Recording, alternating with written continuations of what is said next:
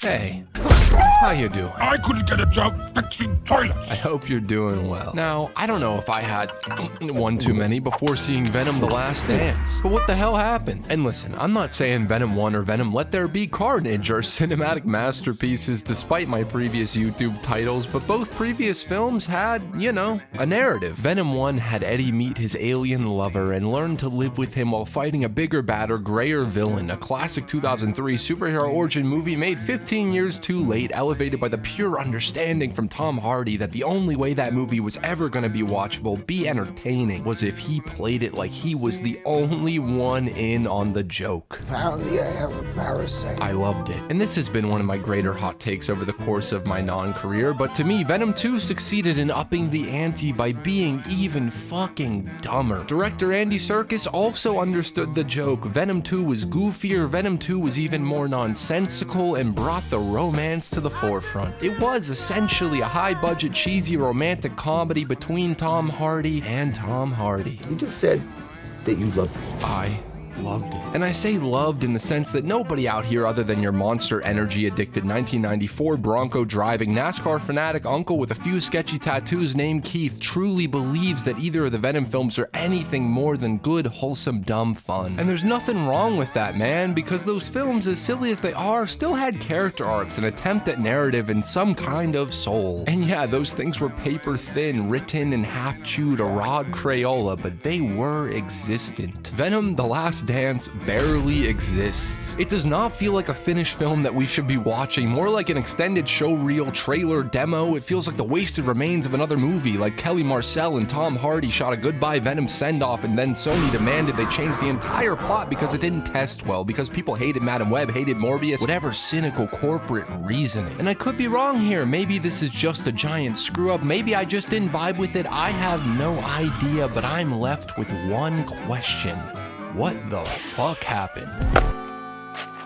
But before we get into it, you like movies, right? Otherwise, why would you waste 20 minutes listening to my voice? Jesus Christ. I love movies and I love Black Friday because it's the one time of year where your wallet and your love of cinema can peacefully coexist. Let me talk to you today about shipping. My surrogate father figure and your new best pal if you're into hard-to-find movies, filmmaking gear, and just about everything fucking else. You want to buy that ultra-rare director's cut, that limited edition box set that only exists in the UK, that special steelbook that you can only find in Japan? Shipping is like your Speed Force Santa, delivering all those goodies to your front door in a flash. Borderless shopping from more than 40 countries. The world is your symbiote enhanced oyster. It gets even better, my guy, because this Black Friday, they're slashing 30% off your shipping costs with the code HITOPBLACK30. You want to grab yourself that rare Blu-ray, that vintage camera lens, shipping has got your back. Hell, the only thing you can't buy is me. Yet. So do yourself a favor and act soon, because this blockbuster deal ends November 31st. Don't wait or you'll be stuck in the endless void of streaming services editing your favorite films, taking away the grain, the texture, the life. Don't miss out, man. Head to shipping.com, enter code HITOPBLACK30 and get ready to geek out over your new movie gear. Make Uncle Marty proud. Links in the description. Happy Black Friday shopping and shipping. Thanks, guys.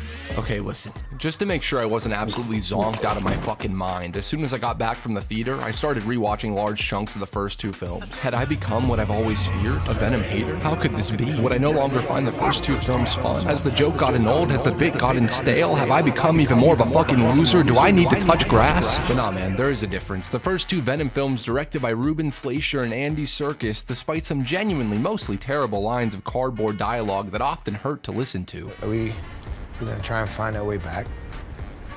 No, we can't. Your entire empire is built on dead bodies. Eddie. Oh my God, my legs were broken. Now they're not broken. They had a swagger to them, a sauce, not authentic Italian, but like fucking Pizza Hut. I mean, Matthew Libatique shot the first film, and goddamn, Robert Richardson shot the second. If you don't know who those guys are, here are some of the films they were directors of photography on. Look at that. Venom 1 and 2 featured some high contrast, creative ways to move the camera, as much practicality as Avi allowed. I mean, just look at these beautiful attempts at polishing a symbiote-infested turd. In The Last Dance, most of the sauce is gone, dissolved, dissipated. The Last Dance feels far more generic and not in the fun way. In the we don't have time to shoot this in the way we want to, so instead here is a generic medium shot that could be cut to and inserted anywhere in the film kind of way. And I know this is Kelly Marcel's directorial debut, which I can't imagine making your first feature film and having Sony studio politics dictate every creative choice. Really, Avi was in charge the entire time. I'd just pull an Arthur Fleck.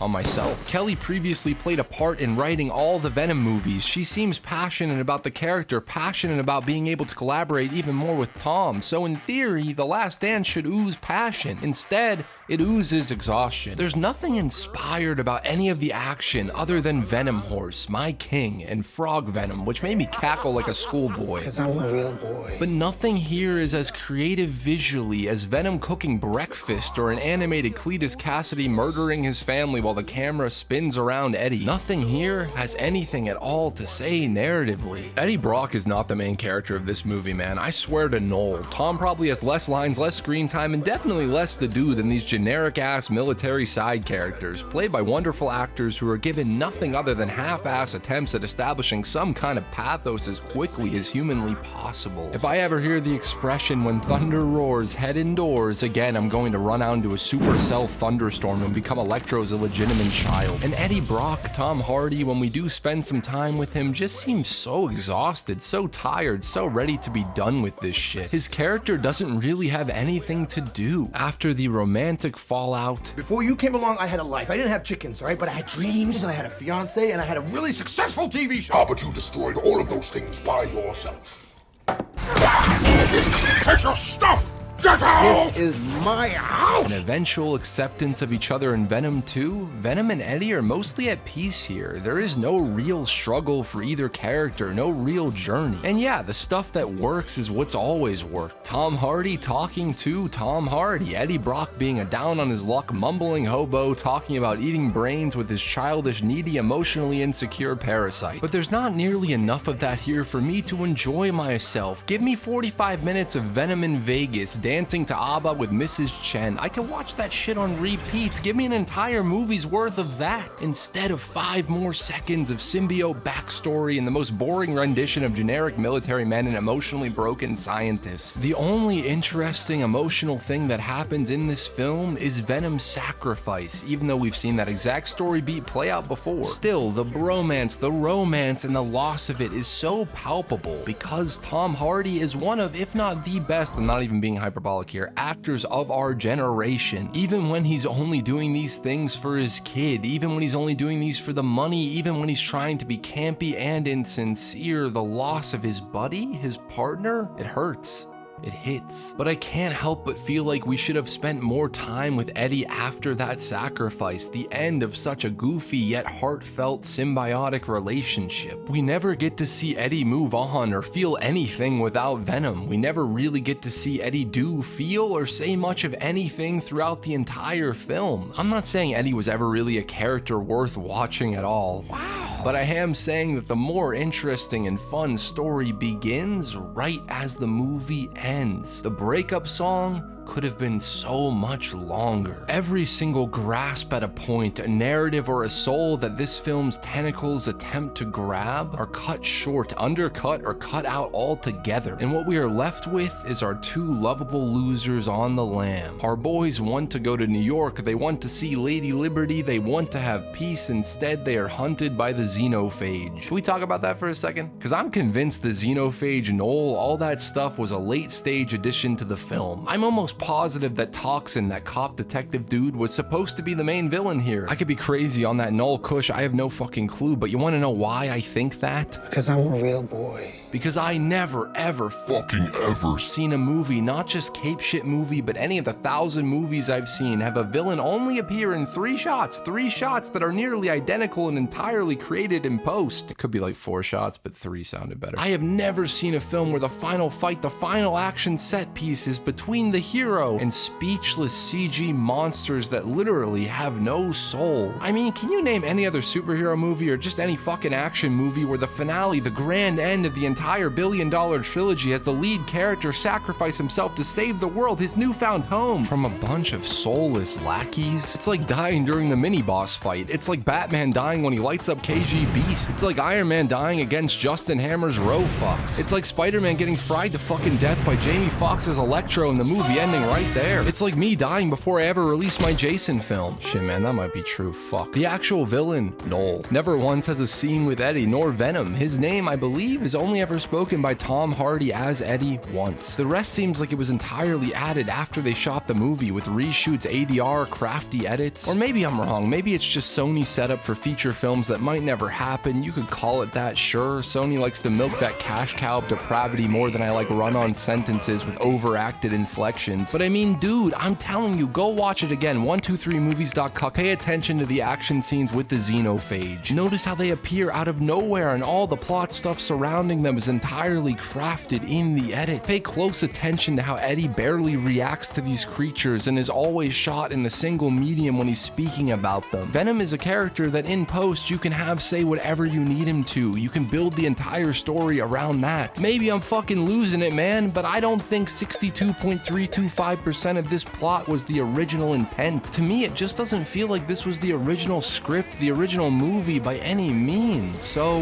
what was the original movie? I did this with my Madam Web video, and honestly we'll probably do it with the Craven one if the Sony-verse films continue like this. Never have I seen such a gaggle of directors made to be treated like clowns, where their films are mutated and mutilated to the point where it's fun to guess exactly where the reshoots, rewrites, and retools went. And in all seriousness, fuck the script for a second, that's not fun. It's not fun. It's not fun. Like, imagine spending 2 years, I've spent 3, making a fucking feature film, putting your love, your heart, your soul, everything into it, and then corporate meddling, whatever fucking studio politics, whatever's trendy at the time, starts to work its way into your baby, your child. And mutilates it and twists it and turns it into something it was never intended to be. It's probably the worst experience ever, and my heart goes out to anyone who's making any of these Sony movies, because holy shit. Anyways, back to your regularly scheduled high-top douchebaggery. Alright. There was this plot leak that came out a while back. Now this is probably entirely bullshit, but it almost sounds goofy enough to be real. Supposedly, Venom 3 centered around Venom trying to kill, but then having to protect the 10-year-old Peter Parker. Sounds insane, right? Ludicrous. I would have thought that too until I saw Adam Scott play young Uncle Ben and Emma Roberts playing a pregnant Mary Parker and Madam Web. And now I wouldn't be surprised if that leak had some validity, if that was a script that they shot before the infamous strike of 2023 and then spent however many millions in reshoot days removing that plotline entirely. Stay with me for a second. The production name of Venom 3 was called Orwell. That same plot leak said that Chiwetel Ejiofor would be playing Orwell Taylor and that Peter Parker would be 10 years old. The conspiracy goes even deeper, man, because 10 months ago, before any kind of trailer had dropped, a now deleted Reddit post dropped a Marvel Studios spoiler simply titled "Dad had a cigar with Reese of fans. He's back as Lizard in Venom 3. Why would that be the post? Maybe Reese didn't want to say he was playing a hippie named Martin, or maybe he was supposed to be the Lizard. Kelly Marcel says they went for the best actors for the job. Let me tell you, there are about 1.23 million actors in the Los Angeles area alone that could play a hippie with a soul. Are we supposed to believe that they just decided to cast a previous Spider-Man actor, one who just did the voice and had his footage command fucking flipped in post for one of the highest grossing Sony movies ever? Are we supposed to believe that? Okay, sure, maybe. Maybe he was the best actor for the gig. Maybe he was just cast as trailer bait. That seems like something Sony would do. But is it that much of a stretch to believe that this kid who posted this picture wearing blue and red, who has a few emotional moments with Eddie, scratch that, kind of the most emotional moments with Eddie, who in this film is wearing a red t-shirt, was originally supposed to be some kind of Peter Parker? Is it that much of a stretch to believe that Sony, after the reception of Madam Web, which cut out and wasted the idea of Ben Parker of Mary Parker, Sony, who has been subject to constant belittling and public shaming for their nonsensical, tangential Spider-Man connections that go absolutely nowhere, is it that much of a stretch to believe that Sony decided to scrap those Peter Parker-centric ideas midway through shooting? I mean, the entire ending of this film is practically confirmed a reshoot. Seriously, look, that's kind of insane considering the entire emotional through line of the film revolves around Venom wanting to go to New York, wanting to see the Statue of Liberty. Whew. Maybe I'm nuts, man. Maybe it's not true. Maybe this was the lackluster intent. I don't know. I like to believe that no film would ever be intentionally poorly thrown together, but who knows? When you're dealing with Venom, everything and everything is possible. Is there any saving the Sonyverse? I made a video on how I do it, but that was before things were this dire, because they are really fucking dire. Sony had the chance to elevate itself before James Gunn's DC. When Marvel was getting too stale, they had a genuine chance to do something entirely different that wasn't just a meme. Sure, Craven is R-rated, but there's a my declining view size chance that it will be good. So, what do we do? What do we do? What do we do? Phase 1. Let Chris Miller and Phil Lord do whatever they want. A Spider-Man noir show created by them and co-show ran by Steve Lightfoot, who did Punisher, is in the works. Nick Cage is starring with a great supporting cast. The costume looks wonderful. This has a chance to be unique, standalone, and great. Fire! fuck. Phase 2. Do not make Spider-Man 4, directed by Destin Daniel Cretton, who will probably try to make it more like Short-Term 12 than Shang-Chi, a multiverse movie. Don't do it. Don't make it a multiverse movie. They will definitely fail at this since No Way Home made a gazillion Avi bucks. So you know what? Scratch that plan. Phase 2. Hire another Spider-Man or bring back Andrew Garfield as the Sonyverse Peter Parker. I've said this since my Venom 1 video. The Sonyverse, it needs a Spider-Man desperately, not just a stuntman in a mask, but a genuine character who can interact with these not really villain heroes. Morbius would have been 5% more fun if Peter Parker showed up at some point. Venom 2 and Venom 3 would have worked a lot better if they had a Peter as a buddy cop to an Eddie Brock. R-rated Craven Wick might work if at the end he headed to New York to hunt down a spider. Even Madam Web, if the plot had actually been Ezekiel trying to kill an unborn PD, would have felt more relevant. Just fucking commit, my dudes. I have no idea how the deal works with Marvel or Holland, but like at this point, just throw a dump truck of money at Andrew or a small fortune at some other 30-year-old white guy who can act to play Peter Parker. Tie it into the already stale multiverse, whatever. It would make you millions and save you 1,000 different editing sessions if you could actually have Spider-Man instead of blue ballsing a disinterested, dwindling audience. Phase 3. Let filmmakers do interesting things and, you know, make films. So simple, so easy. Spider-Man became a franchise because it's Sam Raimi's take on a classic Spider-Man. Amazing worked because Mark Webb made a naturalistic romantic comedy that people enjoyed so much that they ignored all the deleted scenes and studio interference. We all cried in Civil War when Peter showed up because the Russos understood the dumpster diving nature of the character in a grand cinematic universe. Let filmmakers make films about these characters. It's the simplest key to success. The best billion-dollar superhero hits have been made with a unique perspective, and pretty much every critical failure has been because the audience could not even hear a whisper of a voice or a glimmer of a vision. But fuck, that's never gonna happen either, right? Fuck me. So you know what? Plan's gone. It's fucking gone. You see that? Gone. Yeah, where it belongs. Hopes and dreams in the dumpster. So I guess all jokes aside, in great fashion, we are left with a Maroon 5 montage, which is the same camp I once loved, but now mutated into low-effort reshoot and heavily edited camp that was once as pure as corporate camp can be. I'll never forget you, buddy. Should be one of the few, if not the only moment of pure sincerity across the entire trilogy. If this is really the end, even though it never will be, Sony should have allowed some purity amidst their ever-growing insecurity. Instead, we are left with a tested and focus-grouped version of human emotion, the antithesis of everything that built the Spider-Man brand. I can't even muster enough energy to leave you with a pretentious and ominous final line read. Instead, I'll repeat, redo, recraft, maybe recontextualize Eddie's final line. I'll never forget you, Venom. You were terrible, yet unique. You were nothing, yet everything. If this be our last dance, I'll remember the beautiful moments before we took our first step. You loved, and in return, you were loved. Say something, don't leave again. Hey guys, thank you so much for watching the video. I completely lost the plot with this one. I had so much fucking fun though. This was great. I think I lost my mind doing this voiceover as always. Anyways, Jason is coming soon. I made a joke about it in the video. Very, very soon. Thank you to That One Doesn't Count for editing this video. I'm sure he did a banging job. I'm sure this is a hard edit, man. I apologize. Anyways, guys, have a lovely, lovely, lovely day. Never stop creating, keep sharing your art, and make your own Venoms, man. Bye.